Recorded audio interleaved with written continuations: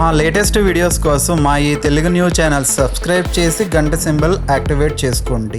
రాత్రిపూట మీ భర్తకు ఎడమవైపున నిద్రించే స్త్రీలు ఈ మాటలను చాలా జాగ్రత్తగా వినండి. మీరు చేసే ఒక చిన్న తప్పిదం మీ భర్త జీవితాన్ని, మీ దాంపత్య జీవితాన్ని నాశనం చేస్తుంది. ఈరోజు మేము చెప్పబోయే మాటలు అశ్రద్ధగా నిద్రపోయే స్త్రీల కోసం. నిద్ర అంటే సాధారణం అని, ఇటు పడుకున్నా అటు పడుకున్నా ఒకటేనని చాలామంది భావిస్తూ ఉంటారు. కానీ మన ప్రాచీన వాస్తు శాస్త్రం, జ్యోతిష్యం నిద్రపోయే దిశ గురించి, భార్యాభర్తలు పడుకోవలసిన స్థానం గురించి చాలా జాగ్రత్తగా చెప్తూ ఉన్నాయి. మీరు వివాహితులైతే ఈ మాటలను అస్సలు తేలిగ్గా తీసుకోకండి. లేకపోతే మీ జీవితంతో పాటు మీ భర్త జీవితంలో కూడా ఊహించని సమస్యలు తలెత్తవచ్చు.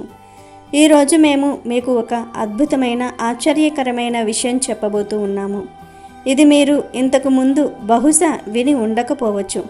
దీని వెనుక ఉన్న జ్యోతిష్య శాస్త్రీయ కారణాలు తెలిస్తే మీ మనసు ఆశ్చర్యంతో నిండిపోతుంది. అయ్యో, ఇన్నాళ్ళు మేము ఈ చిన్న పొరపాటు చేస్తూ వచ్చామా? మా ఇంట్లో వస్తున్న అనారోగ్యాలు, భార్యాభర్తల మధ్య అపార్థాలు, ఆర్థిక ఇబ్బందులు ఇవన్నీ మా తప్పిదం వలనేనా అని మీరు తప్పకుండా ఆలోచిస్తారు. ఈరోజు మీ మనసును కదిలించే ఒక సత్యం మీకు తెలియబోతుంది.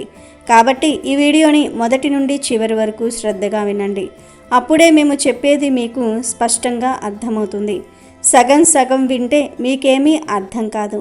ఫ్రెండ్స్, ముందైతే కామెంట్ బాక్స్లో జై శ్రీకృష్ణ అని కామెంట్ చేయండి. అలాగే ఈ వీడియోకి ఒక లైక్ కొట్టి మాకు సపోర్ట్ చేయండి. ఒకసారి ఆలోచించండి. రాత్రి సమయం, చల్లని వాతావరణం, చీకట్లో నుంచి చంద్రుని వెన్నెల గదిలోనికి మెల్లగా ప్రవేశిస్తుంది. ఇంట్లో స్వచ్ఛమైన నిశ్శబ్దం, ఫ్యాన్ తిరిగే సన్నని శబ్దం తప్ప మరేమీ వినిపించటం లేదు. ఎప్పుడో ఒక్కసారి బయట నుండి వీధి కుక్కల అరుపులు. మీ భర్త, మీరు రోజంతా పనులు చేసి బాగా అలసిపోయి నిద్రకు ఉపక్రమిస్తూ ఉన్నారు. ఇప్పుడు చెప్పండి, భార్య భర్తకు ఏ వైపు పడుకోవాలి? ఈ చిన్న ప్రశ్న గురించి మీరెప్పుడైనా లోతుగా ఆలోచించారా? ఈ చిన్న ప్రశ్నకు సమాధానమే మీ జీవితానికి ఒక కొత్త దిశను చూపిస్తుంది. మీ ఇంట్లోని సమస్యలను, గొడవలను ఒక దెబ్బతో తొలగించేస్తుంది. భార్య భర్తకు ఎడమవైపు పడుకోవాలా, కుడివైపు పడుకోవాలా? మీరు సరైన మార్గంలో ఉన్నారా? లేక మీ తెలియని తప్పిదం వల్ల మీ భర్తకు, మీ కుటుంబానికి ఇబ్బందులు సృష్టిస్తున్నారా? ఈ ప్రశ్న మీకు సాధారణంగా అనిపించినా ఆయుర్వేదం, వాస్తుశాస్త్రం, ఆధునిక మనస్తత్వం శాస్త్రం దృష్టిలో దీనికి చాలా లోతైన అర్థం ఉంది. ఈ విషయం మీకు సులభంగా అర్థం అవ్వాలంటే ఒక కథ వినాలి. లావణ్య, మోహన్ల వివాహం జరిగి 5 ఏళ్ళయింది. వారిది ప్రేమ వివాహం. పెళ్ళైన తొలినాళ్ళల్లో వారి మధ్య ఉన్న ప్రేమను చూసి అందరూ ముచ్చటిపడేవారు. ఒకరినొకరు విడిచి ఒక్క క్షణం కూడా ఉండలేకపోయేవారు.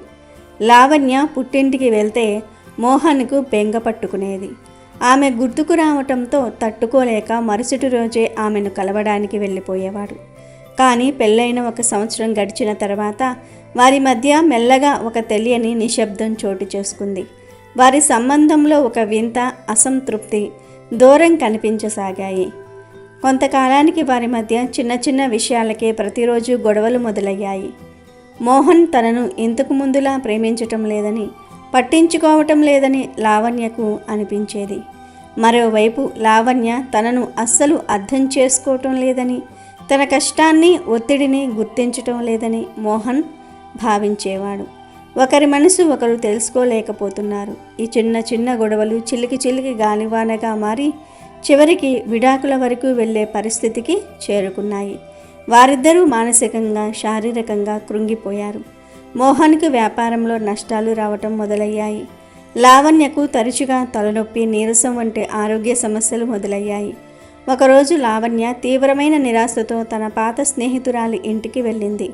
అక్కడ ఆమెకు ఆ స్నేహితురాలి అమ్మమ్మ అయిన ఒక వృద్ధురాలు కనిపించింది. ఆమె ముఖంలో ఒక దివ్యమైన తేజస్సు ఉంది. లావణ్య బాధను చూసి ఆ అమ్మమ్మ నవ్వుతూ ఆమెను దగ్గరకు పిలిచి జీవితంలోని ఒక గొప్ప సత్యాన్ని చెప్పింది.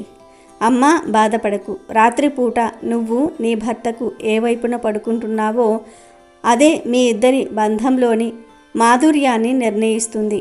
తప్పుడు దిశలో పడుకుంటే దాంపత్య జీవితం ఎప్పటికీ సుఖమయం కాదు. గొడవలు, అపార్థాలు, దూరాలు పెరుగుతూనే ఉంటాయి.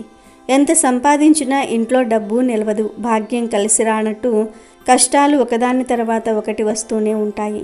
కానీ నువ్వు పడుకునే దిశలో ఒక చిన్న మార్పు చేసుకుంటే మీ జీవితం మళ్ళీ సుఖమయం కాగలదు అని చెప్పింది. లావణ్యకు ఆ మాటలు చాలా వింతగా, నమ్మశక్యంగా అనిపించలేదు. నిద్రపోయే స్థానానికి జీవితంలోని సమస్యలకు సంబంధం ఏమిటని ఆమె మనసులో ప్రశ్నించుకుంది. కానీ ఆమెలో ఒక తెలియని జిజ్ఞాస మొదలైంది. అమ్మమ్మ, నేను ఏ తప్పు చేస్తున్నాను? దయచేసి చెప్పండి అని ఆత్రంగా అడిగింది. అప్పుడు ఆ అమ్మమ్మ ఇలా వివరించింది. అమ్మా, భార్య ఎల్లప్పుడూ భర్తకు ఎడమ వైపునే పడుకోవాలి. ఎడమ భాగాన్ని హృదయ స్థానం అంటారు. భార్య ఎడమవైపు పడుకోవటం వల్ల భర్త యొక్క కుడి మెదడు చురుకుగా పనిచేస్తుంది. కుడి మెదడు ప్రేమ, శ్రద్ధ, ఆప్యాయత, సృజనాత్మకతకు కేంద్రం. ఇది భావోద్వేగాలను నియంత్రిస్తుంది. భార్య ఎడమవైపు ఉన్నప్పుడు భర్త ఆమెను తన హృదయంలో భాగంగా భావిస్తాడు. వారి మధ్య సంభాషణ పెరుగుతుంది. అపార్థాలు తగ్గుతాయి. బంధం బలపడుతుంది.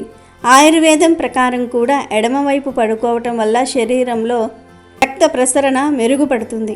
గుండెపై ఒత్తిడి తగ్గుతుంది. జీర్ణక్రియ సక్రమంగా జరుగుతుంది. గాఢమైన నిద్ర పడుతుంది అని చెప్పింది. ఈ మాటలు విని లావణ్య ఆశ్చర్యపోయింది.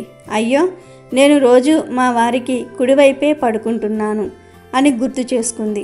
ఆమెలో భయం మొదలై, అమ్మమ్మ, మరి కుడివైపు పడుకోవటం వల్ల ఏమవుతుంది అని వణుకుతున్న స్వరంతో అడిగింది. అప్పుడు అమ్మమ్మ నవ్వి, అదే అసలు సమస్య అమ్మ. భార్య భర్తకు కుడివైపు పడుకున్నప్పుడు అతని ఎడమ మెదడు చురుకవుతుంది. ఎడమ మెదడు తర్కం, విశ్లేషణ, నాథనలకు స్థానం. ఇది శక్తికి, ఆధిపత్యానికి ప్రతీక. పెళ్ళైన తొలినాళ్ళల్లో ప్రేమ ఎక్కువగా ఉన్నప్పుడు ఈ ప్రభావం కనిపించదు. కానీ బంధం పాతబడిన కొద్దీ భర్తలోని తార్కిక స్వభావం పెరుగుతుంది. అతను భార్యతో చిన్న చిన్న విషయాలకే తర్కించటం, వాదించటం, గొడవ పడటం మొదలు పెడతాడు. భార్య చెప్పే భావోద్వేగాలను అతను అర్థం చేసుకోలేడు. ఆమె ప్రేమను ఆశించినప్పుడు అతను తర్కాన్ని చూపిస్తాడు. ఇది దాంపత్య జీవితంలో శక్తి సమతుల్యతను దెబ్బతీస్తుంది. వాస్తుశాస్త్రం ప్రకారం భార్య కుడివైపు పడుకోవటం అశుభమని, అది బంధంలో ఒత్తిడిని, అపార్థాలను పెంచుతుందని చెప్తుంది. ఆ మాటలు వింటూ ఉండగా లావణ్యకు మెరుపులా ఒక విషయం గుర్తొచ్చింది. పెళ్ళైన కొత్తల్లో వారి ఇంటికి వచ్చిన ఒక దూరపు బంధువు, అప్పుడు కాలం మారింది లావణ్య, భర్తకు అంటి పెట్టుకొని ఉండకూడదు, నువ్వు కుడివైపు పడుకో, అప్పుడే అతనికి విశాలంగా ఉంటుంది, నీకు స్వేచ్ఛగా ఉంటుంది అని నవ్వుతూ సలహా ఇచ్చింది. ఆ రోజు లావణ్య దానిని ఆధునిక ఆలోచనగా భావించింది. కానీ ఇప్పుడు ఆ మాటల వెనుక ఉన్న అసూయ, విషం ఆమెకు అర్థమైంది. ఆ బంధువు తమ ఆనందం చూసి ఓర్వలేకనే అంత సున్నితంగా తమ బంధంలో చిచ్చు పెట్టిందని గ్రహించి లావణ్య కళ్ళల్లో నీళ్లు తిరిగాయి. ఆ రోజు ఇంటికి వెళ్ళిన లావణ్య మనసులో ఒక గట్టి నిర్ణయం తీసుకుంది. అమ్మమ్మ చెప్పిన సలహాను పాటించాలని నిశ్చయించుకుంది. ఆ రాత్రి నుండి భర్త మోహన్కు ఎడమవైపు పడుకోవటం మొదలుపెట్టింది. మొదటి కొన్ని రోజులు పెద్ద మార్పు ఏమీ కనిపించలేదు. కానీ వారం గడిచేసరికి మోహన్ ప్రవర్తనలో ఒక చిన్న మార్పును గమనించింది. అతను ఉదయాన్నే చిరునవ్వుతో ఆమెతో మాట్లాడడం మొదలు పెడతాడు.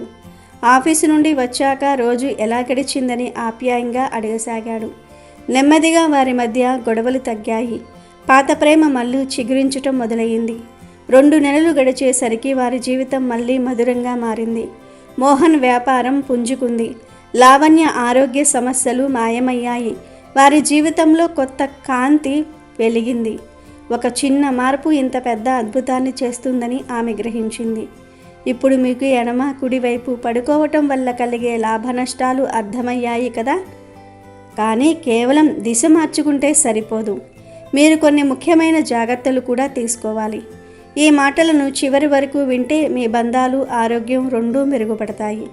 మొదటి జాగ్రత్త, రాత్రి నిద్రపోయే ముందు మీ మంచం దగ్గర మొబైల్ ఫోన్లు, ల్యాప్టాప్లు, టీవీ రిమోట్లు వంటి ఎలక్ట్రిక్ వస్తువులను దూరంగా ఉంచండి.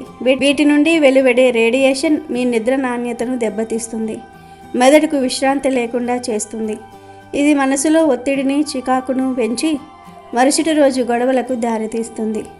రెండో జాగ్రత్త, నిద్రించే భంగిమను సరిచేసుకోండి. కేవలం తలను మాత్రమే కాదు, మీ శరీరం మొత్తాన్ని భర్తకు ఎడమ వైపుగా మార్చి పడుకోండి. అప్పుడే పూర్తి ప్రయోజనం కనిపిస్తుంది. మీ వెన్నెముక్క నిటారుగా ఉండేలా శ్వాసలో ఆటంకం లేకుండా చూసుకోండి. మూడో జాగ్రత్త, మీరు వాడే దిండు చాలా ఎత్తుగా కానీ చాలా పల్చగా కానీ ఉండకూడదు. ఇది మెడ భుజాల నొప్పులకు దారితీస్తుంది. సరైన దిండు వాడటం వల్ల నిద్ర హాయిగా పడుతుంది. నాలుగో జాగ్రత్త, మీ పడక గది వాతావరణం శాంతియుతంగా ఉండాలి.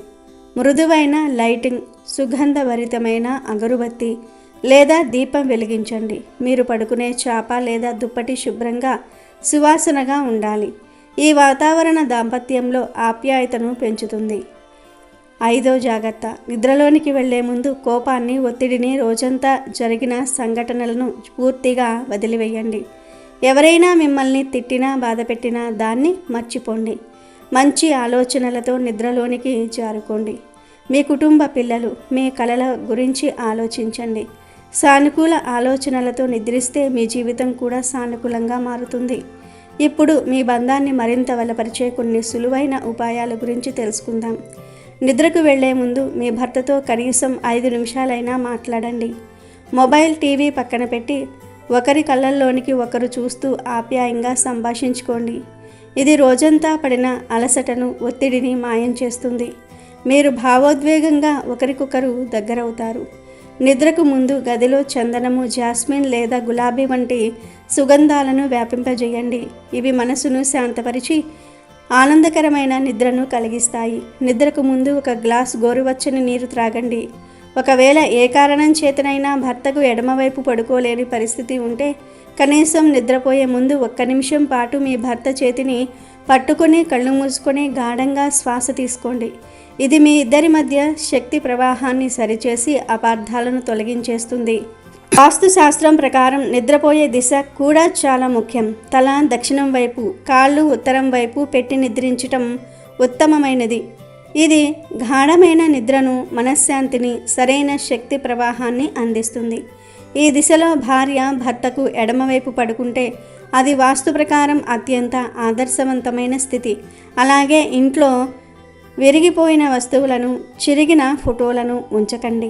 మీ వివాహ చిత్రాలను అందమైన ఫ్రేమ్లో పెట్టి పడక గదిలో మీకు కనిపించేలా ఉంచండి. ఇది మీ బంధాన్ని ప్రతిరోజు గుర్తు చేస్తూ ప్రేమను పెంచుతుంది. ఫ్రెండ్స్, భర్తకు ఎడమ లేదా కుడివైపు పడుకోవటం అనేది కేవలం శారీరక స్థితి మాత్రమే కాదు. అది మీ బంధంలోని శక్తి, భావోద్వేగాల ప్రవాహాన్ని నిర్దేశించే ఒక ముఖ్యమైన అంశం.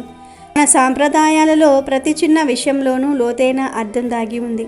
వివాహంలో 7 అడుగులు ఎలాగైతే 7 వాగ్దానాలకు ప్రతీకయో, అలాగే భార్య భర్తకు ఎడమవైపు ఉండటం అంటే బామాగిగా ఉండటం బంధాన్ని ఆధ్యాత్మికంగా బలపరుస్తుంది. ఇది కేవలం పాతకాలపు నమ్మకం కాదు. దీని వెనుక శాస్త్రీయ, మానసిక, వాస్తుపరమైన కారణాలు ఉన్నాయి. ఈ చిన్న మార్పును మీ జీవితంలో భాగం చేసుకోండి. మీ దాంపత్య జీవితం సంవత్సరాల పాటు మధురంగా, ఆనందంగా ఉంటుంది. పిచ్చుక స్త్రీల గురించి చెప్పిన 2 కొత్త విషయాలు వినడానికి చిరాకుగా ఉన్న ఇది నిజం. ప్రతి మగాడు తప్పక చూడాలి. ప్రతి ఒక్కరూ తప్పక ఈ విషయాలను తెలుసుకోవాలి. ఫ్రెండ్స్, ఆ విషయాలను తెలుసుకునే ముందు ఈ వీడియోని లైక్ చేయటం మర్చిపోకండి. వీడియోని ఎక్కడా స్కిప్ చేయకుండా చివరి వరకు చూడండి. ఎందుకంటే ఇందులో చెప్పే విషయాలు మీ జీవితాన్ని మలుపు తిప్పేవిగా ఉంటాయి. అనగనగా ఒక దట్టమైన అడవి. ఆ అడవిలో ఒక మహావృక్షం ఉండేది. అది 100 ఏళ్ల చరిత్ర కలిగిన ఒక మర్రి చెట్టు. ఆ చెట్టు ఎంతో మందికి నీడను, ఎన్నో పక్షులకు ఆశ్రయాన్ని ఇచ్చేది. ఆ చెట్టు మీద ఒక చిన్న పిచ్చుక ఉండేది. ఆ పిచ్చుక చూడడానికి చాలా చిన్నదే అయినా దాని మనసు మాత్రం హిమాలయాలంతా పెద్దది. సాధారణంగా పక్షులు అంటే తమ గూడు, తమ ఆహారం, తమ పిల్లల గురించి మాత్రమే ఆలోచిస్తాయి. కానీ ఈ పిచ్చుక మాత్రం చాలా ప్రత్యేకం. అడవిలో ఏ జంతువు ఆకలితో ఉన్నా, ఏ చిన్న పక్షి పిల్ల గూటి నుండి కింద పడిపోయినా అది తట్టుకోలేకపోయేది. తన నోటితో పండ్లను తెచ్చి ఆకలితో ఉన్న వాటికి తినిపించేది. ఎండాకాలం వచ్చిందంటే చాలు, పక్షులకు నీళ్లు దొరకవు. అప్పుడు ఈ పిచ్చుక కిలోమీటర్ల దూరం వెళ్ళి ఎక్కడ నీళ్లు ఉన్నాయో కనిపెట్టి వచ్చి మిగతా పక్షులన్నిటినీ అక్కడికి తీసుకుని వెళ్ళేది. ఒకసారి ఒక వేటగాడు వేసిన బాణం తగిలి ఒక నెమలి విలవిలలాడుతూ ఉంటే ఈ పిచ్చుక తన చిన్ని ముక్కుతో ఆ బాణాన్ని బయటకు తీయడానికి ప్రయత్నించింది. గాయానికి కొన్ని పచ్చని ఆకులను తెచ్చి పెట్టి ఆ నెమలి ప్రాణాలను కాపాడింది. ఇలా తన జీవిత కాలమంతా స్వార్థం లేకుండా కేవలం ఇతరుల కోసమే బ్రతికింది. పుణ్యం అంటే ఏదో గుళ్ళకు వెళ్తే వచ్చేది కాదు, తోటి ప్రాణి కష్టంలో ఉన్నప్పుడు సహాయం చేస్తే వచ్చేదని ఆ పిచ్చుక నిరూపించింది. ఒకరోజు ఆకాశం ఒక్కసారిగా నల్లబడింది. భయంకరమైన గాలివాన మొదలయ్యింది. పెద్ద పెద్ద చెట్లు కూడా నేలమట్టం అవుతూ ఉన్నాయి. ఆ తుఫాను ధాటికి పిచ్చుకలు కట్టుకున్న గూళ్ళన్నీ చెల్లాచెదురు అయిపోయాయి. ఈ పిచ్చుక తన గుటిలో ఉన్న చిన్న పిల్లలను తన రెక్కల కింద దాచుకుని కాపాడుకోవాలని చూసింది. కానీ విధి చాలా బలమైనది. ఒక పెద్ద కొమ్మ విరిగి సరిగ్గా ఆ గూటి మీద పడింది. ఆ ప్రమాదంలో పిచ్చుక తన పిల్లలతో సహా ప్రాణాలు వదిలేసింది. చనిపోయిన ఆ పిచ్చుక ఆత్మ నేరుగా యమలోకానికి చేరుకుంది. యమధర్మరాజు సభలో చిత్రగుప్తుడు ఆ పిచ్చుక చేసిన పుణ్య కార్యాల చిట్టాను చదివాడు. ప్రభు, ఈ చిన్న పిచ్చుక చేసిన పుణ్యం సామాన్యమైనది కాదు. ఇది ఒక మనిషి కూడా చేయలేనన్ని సేవలు చేసింది. దీనికి స్వర్గలోకంలో గొప్ప స్థానం లభిస్తుంది అని చెప్పాడు. యమధర్మరాజు ఆ పిచ్చుకను చూసి మురిసిపోయాడు. ఓ చిన్ని ప్రాణమా, నీ నిస్వార్థ సేవకు నేను ఎంతో సంతోషించాను. నీ పుణ్యఫలం ప్రకారం నీకు తిరిగి భూమి మీద జన్మించే అవకాశం ఇస్తున్నాను. నీవు కోరుకుంటే ఒక అందమైన ఐశ్వర్యవంతురాలైన స్త్రీగా పుట్టవచ్చు, లేదా సర్వశక్తివంతుడైన ఒక పురుషుడిగా పుట్టవచ్చు. ఈ రెండిటిల్లో నీకు ఏ జన్మ కావాలో కోరుకో అని అడిగాడు. అప్పుడు ఆ పిచ్చుక కళ్ళల్లో నీళ్లు తిరిగాయి. అది యముడికి నమస్కరించి ఇలా అంది, స్వామి, మీరు నాకు జన్మను ఇస్తానంటున్నారు, కానీ నాకు ఏ జన్మ వద్దనిపిస్తోంది. ముఖ్యంగా ఈ భూమి మీద స్త్రీగా పుట్టడం కంటే నరకం ఇంకొకటి లేదని నేను భావిస్తూ ఉన్నాను. అలాగే అహంకారంతో నిండిన పురుష జన్మ కూడా నాకు వద్దు. నేను భూమి మీద ఉన్నప్పుడు కల్లారా ఒక కథను చూశాను. ఆ కథ వింటే మీకే అర్థమవుతుంది నేను ఎందుకు ఇలా అంటున్నాను. నేను ఉండే మర్రి చెట్టు కింద గౌరీ అనే ఒక అమ్మాయి ఉండేది. ఆమె కథ వినండి ప్రభు అంటూ ఆ పిచ్చుక చెప్పటం మొదలుపెట్టింది. గౌరీ పుట్టటమే ఎంతో దరిద్రంలో పుట్టింది. ఆమె పుట్టిన వెంటనే తండ్రి తాగుడుకు బానిసై చనిపోయాడు. నీవు పుట్టాకే మా అరిష్టం మొదలైంది అని ఊరి వాళ్ళంతా ఆ పసిగుడ్డును నిందించారు. తల్లి కూలి పనులకు వెళ్ళి గౌరిని సాకింది. చిన్నప్పటి నుండి గౌరికి ఆటపాటలు లేవు, కొత్త బట్టలు లేవు. 10 ఏళ్ల వయసు నుండే ఇతరుల ఇళ్లల్లో అంట్లు తోమటం, ఓడవటం వంటి పనులు చేసేది. యజమానులు పెట్టే తిట్లు, విసిరేసే పాచి అన్నం తింటూ పెరిగింది. ఆమెకు ఆకలి అంటే తెలుసు గాని కడుపు నిండా తినటం అంటే ఎలా ఉంటుందో కూడా తెలియదు. అయినా సరే ఆమె మనసులో ఏనాడు ఎవరి మీద ద్వేషం లేదు. తనకు దొరికిన ఆ పాచి అన్నంలో కూడా ఒక ముద్ద తీసి నాకు వేసేది. అలా ఆమె కష్టంలోనే పెరిగి పెద్దదయ్యింది. వయసుతో పాటు ఆమెలో అందం కూడా పెరిగింది. ఒకరోజు ఆ ప్రాంతపు జమీందారు గారు మా అడవికి వేటకు వచ్చారు. దారి తప్పి ఆ గ్రామానికి వచ్చిన ఆయనకు గౌరీ కనిపించింది. మురికి బట్టల్లో ఉన్న ఆమె ముఖంలోని తేజస్సు ఆయనను కట్టిపడేసింది. వెంటనే ఆయన మనసు పడి ఆమెను పెళ్లి చేసుకుంటానని ఊరి పెద్దల ముందు ప్రకటించాడు. ఆ ఊరి వాళ్ళంతా ఆశ్చర్యపోయారు. ఒక అనాథ పిల్ల జమీందారు కోటలోనికి మహారాణిలా వెళ్ళటం అంటే అది ఆమె పూర్వజన్మ సుకృతం అని అందరూ అనుకున్నారు. తల్లి కూడా తన కూతురి కష్టాలు తీరిపోయాయని సంతోషించింది. జమీందారు గౌరిని పెళ్లి చేసుకుని కోటకు తీసుకువెళ్ళాడు. మొదట్లో ఆయన ఆమెను ఎంతో ప్రాణంగా చూసుకున్నాడు. గౌరికి కావలసినవన్నీ సమకూర్చాడు. బంగారము, పట్టు వస్త్రాలు, సేవకులు, ఆమె జీవితం ఒక్కసారిగా మారిపోయింది. గౌరి కూడా తన భర్తను దైవంగా భావించింది. ఆయనకు ఏ చిన్న కష్టం రాకుండా చూసుకునేది. కానీ కాలం గడిచే కొద్దీ జమీందారుకు ఉన్న కొన్ని వ్యసనాలు బయటపడ్డాయి. ఆయన విచ్చలవిడిగా జోదం ఆడటం, తప్పుడు వ్యాపారాల్లో పెట్టుబడులు పెట్టడం వల్ల ఆస్తి అంతా కరిగిపోవటం మొదలయ్యింది. ఉన్న పొలాలు, ఇల్లు, నగలు అన్నీ అప్పుల పాలయ్యాయి. చివరికి కట్టుకున్న బట్టలతో బయటకు రావాల్సిన పరిస్థితి ఏర్పడింది. ఆ సమయంలో జమీందారు తన తప్పును ఒప్పుకోకుండా గౌరి మీద పడ్డాడు. నిన్ను పెళ్లి చేసుకున్న ముహూర్తం బాగోలేదు. నీవు మా ఇంట్లో అడుగుపెట్టిన రోజే నా దరిద్రం మొదలగింది. నీవు ఒక దరిద్రపు గొట్టుదానివి. నీ పాదం మా కోటలో పెట్టాకే నా సర్వస్వం పోయింది అని ఆమెను అందరి ముందు అవమానించాడు. గౌరి ఏడుస్తూ ఆయన కాళ్ళ మీద పడింది. స్వామి, ఆస్తి పోతే పోయింది, మనం కష్టపడి బ్రతుకుదాం, నన్ను వదిలివేయకండి అని బ్రతిమలాడింది. కానీ ఆయన వినలేదు. నీ వల్ల పోయిన ఆస్తిని మళ్ళీ సంపాదించాలంటే నేను ఒక ధనవంతుడి కూతురిని పెళ్లి చేసుకోవాలి అని చెప్పి ఆ రోజే గౌరిని మెడపెట్టి బయటకు నెట్టేశాడు. మళ్ళీ ఇంకొక ధనవంతురాల్ని పెళ్లి చేసుకున్నాడు. కట్టుకున్న భర్త, ప్రాణంగా ప్రేమించిన మనిషి అలా నడి రోడ్డు మీదకు తోసేసరికి గౌరికి దిక్కుతోచలేదు. తన తల్లి దగ్గరకు వెళ్దామంటే అప్పటికే తల్లి అనారోగ్యంతో చనిపోయింది. ఊరిలోనికి వెళ్తే ఆ ఊరి మగవాళ్లంతా ఆమెను ఒక మనిషిలా కాకుండా ఒక వస్తువులా చూడటం మొదలుపెట్టారు. ఇక్కడే నేను స్త్రీల గురించి చెప్పే మొదటి చెత్త విషయం ఉంది స్వామి. ఒక స్త్రీకి కష్టం వస్తే సమాజం ఆమెను ఆదుకోదు.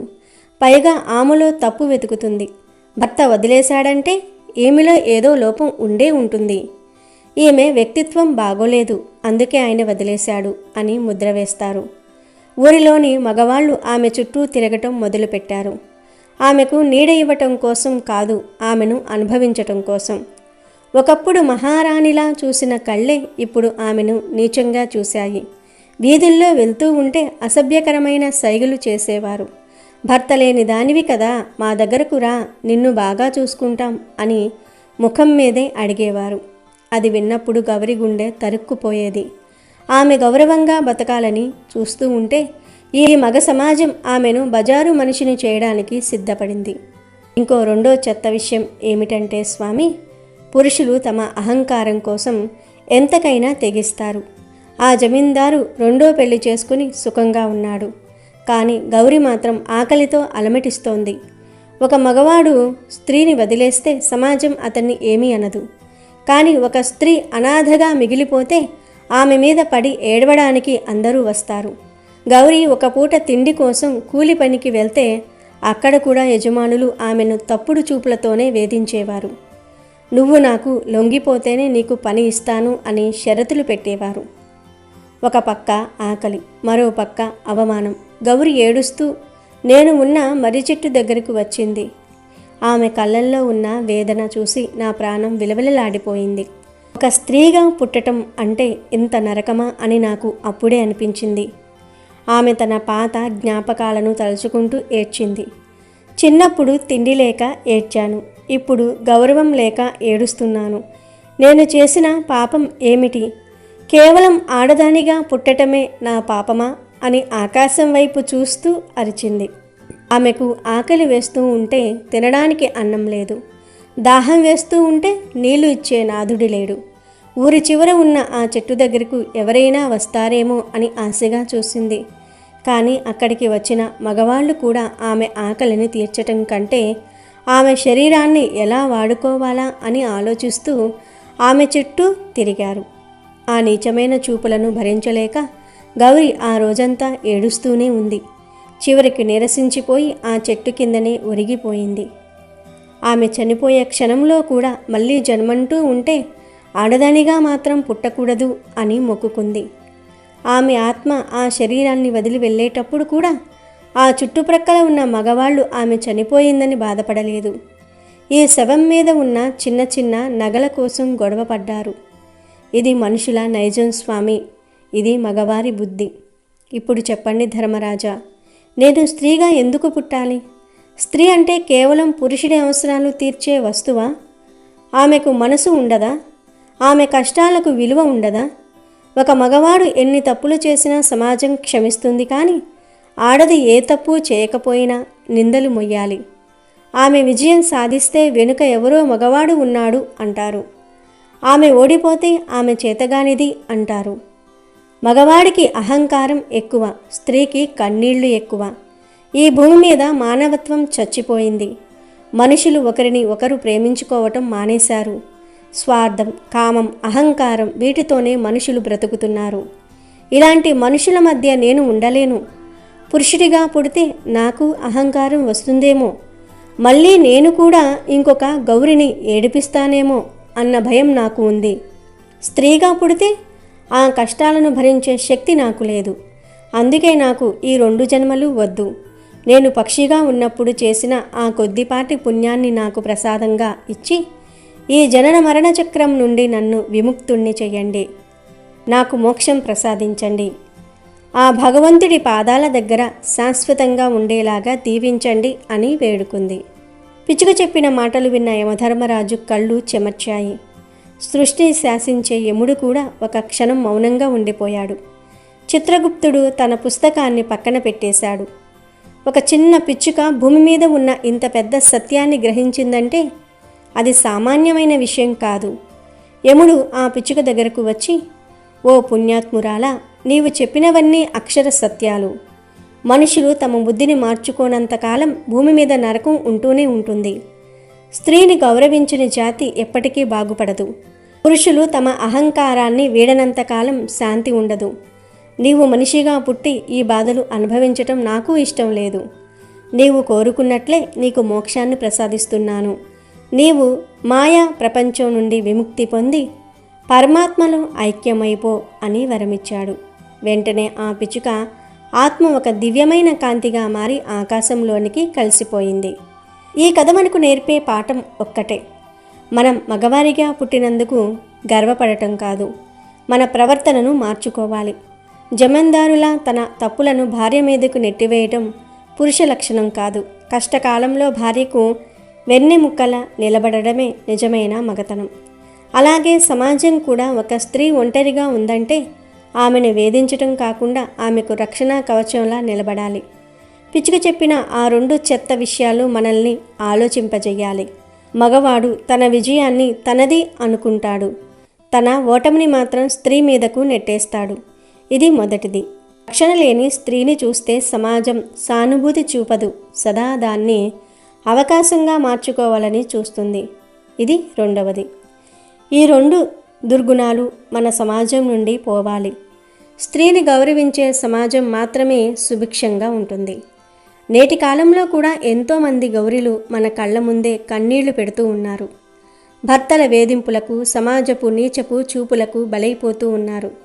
అహంకారంతో నిండిన మగవాళ్ళు తమ తప్పులను కప్పిపుచ్చుకోవడానికి ఆడవారిని బలి చేస్తూ ఉన్నారు. ఇది మారాలి. ప్రతి మగాడు తన ఇంట్లో ఉన్న స్త్రీని ఒక దేవతలా కాకపోయినా కనీసం తనతో సమానమైన మనిషిగా చూడాలి. ఆమె మనసును, ఆమె కష్టాన్ని గుర్తించాలి. అప్పుడే ఆ పిచ్చుక అడిగిన మోక్షానికి ఒక అర్థం ఉంటుంది. ఈ కథ మన కళ్ళు తెరిపించాలి. స్త్రీల పట్ల మన దృక్పథం మారాలి. అప్పుడే ఆ భగవంతుడి అనుగ్రహం మనపై ఉంటుంది. నమ్మకమే మనకు బలం. ఆ నమ్మకంతోనే మనం మార్పు వైపు అడుగులు వేయాలి. చివరిగా ఒక్క మాట, స్త్రీ ఓర్పుకు హద్దు ఉంటుంది. ఆమె సహనాన్ని పరీక్షించకండి. ఆమె కన్నీరు పెట్టిన ఇల్లు ఎప్పటికీ ప్రశాంతంగా ఉండదు. మగవాళ్ళు తమ అహంకారాన్ని పక్కన పెట్టి స్త్రీలోని గొప్పతనాన్ని గుర్తించినప్పుడే ఈ భూమి ఒక స్వర్గంలా మారుతుంది. పిచ్చుక చెప్పిన ఆ నిజాలను మనం అబద్ధాలుగా మార్చే రోజు రావాలని కోరుకుందాం. అంటే స్త్రీలు గౌరవించబడే, పురుషులు తమ తప్పులను ఒప్పుకునే ఒక కొత్త సమాజం రావాలి. అప్పుడే మానవ జన్మకు ఒక సార్థకత ఉంటుంది. ఈ కథ ప్రతి మగాడి గుండెను తాకి వారి ఆలోచనల్లో మార్పు తెస్తుందని ఆశిద్దాం. అమెజాన్లో బెస్ట్ డిస్కౌంట్స్ కోసం వీడియో డిస్క్రిప్షన్లో లింకు ఉంది, చూడండి. అలాగే మా టెలిగ్రామ్ ఛానల్ సబ్స్క్రైబ్ చేసుకోండి.